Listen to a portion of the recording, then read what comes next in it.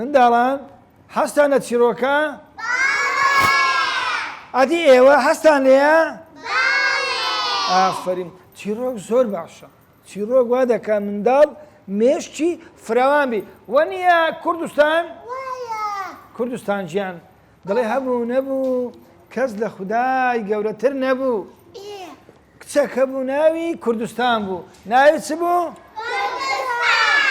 کوردستان کچێکی ژیری عاقڵی زۆر زۆر پاک و خاوێن بوو. وەچی کوردستانی خۆمان ماشەڵڵا کە جوانە کوردستان ئەوجا کوردستانەکە هەموو ڕۆژە پارەی وەردەگرت پارەکەی چوو وەچی ئەو کوردستانەی دەخیلەیەکی دروست کرد دەیخستە ناوی دەیخستە چە؟ ناوی پارەکەی نەدەزانێت چەندە. وەڵا جەژنە هات کە جەژنە هات دەبایە بابی بچی جنیی بکڕی بابیشی دەبایە بچی چەرەزات و خواردن و شیرنی بکڕیلۆ جەژنی.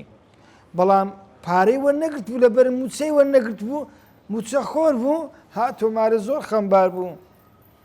داچی پێی گوت بابی کوردستانی لۆ خەمباری گوتی وەڵاهی موچەم وەرنەگرتیە ئەمەش کو بچم شتی بکڕم. لەو کاتەدا کوردستان گوتی بابە خەمت نەبی ئەمن دەخیلەکەم دروست کردیە دەخیلەکەم هەیە. گوتی کو گوتی هەموو جارێکات و پارە دەدامێ کوردستان دێگۆچی پارە دەدامێ ئەمە پارەکەم نیوەم دەخوارد و نیوەشم دەخستە ناو دەخیلەکەی با دەخیلەکەی بشێنین. هەستە مناڵان دەخیلەکەی هینا دەخیلەکەیان شکان پارەکەیان خڕ کردەوە 5,000 تێدا بوو 250 تێدا بوو 1000 تێدا بوو 500 تێدا بوو هەر خڕیان کردەوە هەر خڕیان کردەوە پارەی زۆر بوو بابیشی خڕ کردەوە کردێ سەفتە بابیش مێری 1 2 3 4 5 6 چەند بوو 200,000 بابی خەنی بوو گوتی دەچین شیلۆ دەکڕن و دەچین خواردنی جەژنەش دەکڕین. وڵات چوونە بازاری جچیان لۆ کوردستانی کڕی وە خواردنیشیان کرد لەگەر شیرنی ئەوە بوو دەخیلە. وەنیە کوردستان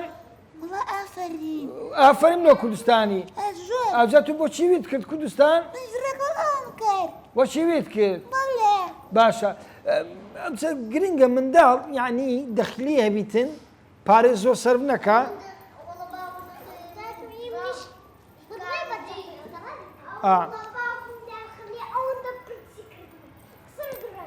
دڕاندی پارەکەی لۆ خۆی بردیاندایەت و جا بۆیە مناڵانی خۆشەویست و دایک و باوکانی ئازیز ئەوانەی ئێستا کە سەیرمان دەکەن پێویستە مناڵەکانتان ڕابینن دەخیلان هەبیتن لۆ ئەوەی لە ڕۆژێکی وا کە پێویستیان پێبوو دەریبینن. وەنیە یاران